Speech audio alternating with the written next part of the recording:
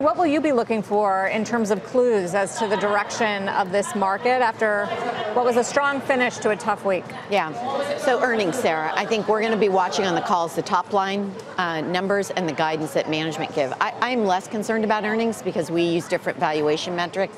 I know they're important. They're the mother's milk of stock performance, but we're much more concerned about what's happening with the top line, especially in light of the news we got from PPG, rising material costs impacting margins, and we're going to be looking at margins pretty closely.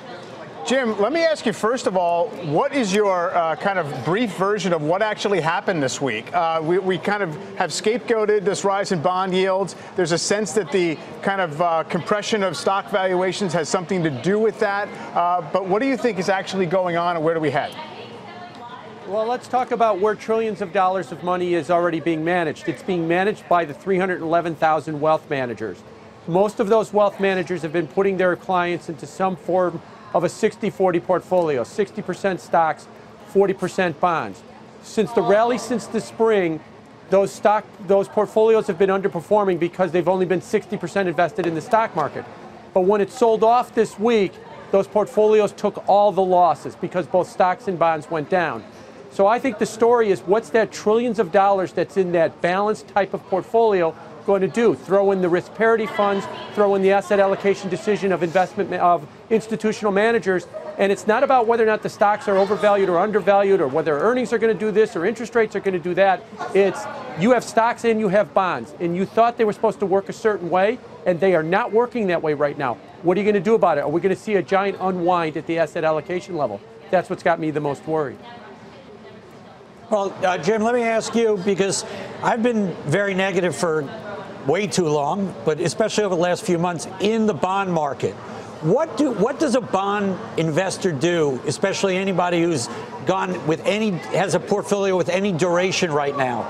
Are we at the end of the great bull bond market that started in 1981 or 82, or is this just going to be a steady as she goes kind of, you'll get the whatever yield you expect to get on the bond going forward?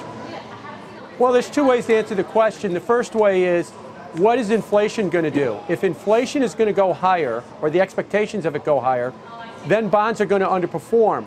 But most likely, they're going to outperform the stock market because it'll perform worse if we get inflation. Because this looks like the 1960s to the 1990s when interest rates went up because inflation came back. Stocks did very poorly during that period, and we've seen that again in the spring and right now. And that begs the second question too. If you think yields are going to go up, do you think the stock market is a place to hide? Well, we found out when yields went up in the last couple of weeks, it wasn't a place to hide now.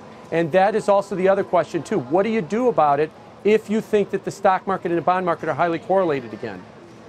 Nancy, I guess maybe the other side of that, or some context, is that bond yields went from 1.3% 2.5 years ago up to 3.2, and stock market's up plenty since then. So in other words, the stock market at certain times can make its peace with a higher level of interest rates. Where do you think we are now with that relationship? Yeah, I mean, the 10 years back where it was in May, and we had a nice run from there.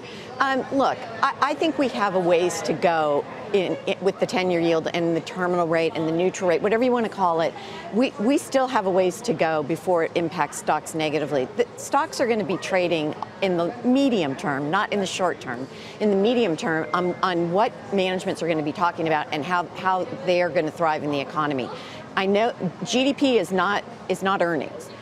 We do think GDP is going to remain relatively strong, but I'm not worried about inflation yet. I'm not seeing it. I might be missing it, but it's not at a level. I lived through the 70s. What's going to be the tell? You said earnings are the big key. I mean, we'll get bank earnings again starting Monday, Bank of America, and then Goldman, Morgan, and then we'll start to get Netflix, and then we'll get a consumer giant, P&G on Friday. Everyone was saying JP Morgan today could set the tone for the entire market. Well, that didn't exactly happen.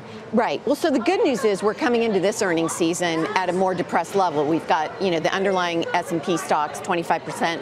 Mike's reporting are in a bear market, and then we have had this massive-ish sell-off in the last couple of days. So we're coming in at a better level, first of all. And then second of all, we really want to see what the industrials are going to do, and some of the technology companies, the old tech companies that produce, because CapEx is still growing.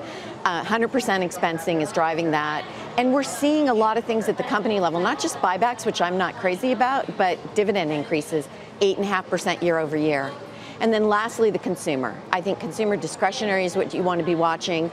Consumers in great shape.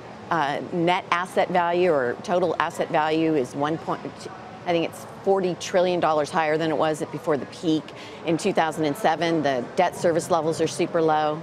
And I think it's important to recognize that consumers in great shape.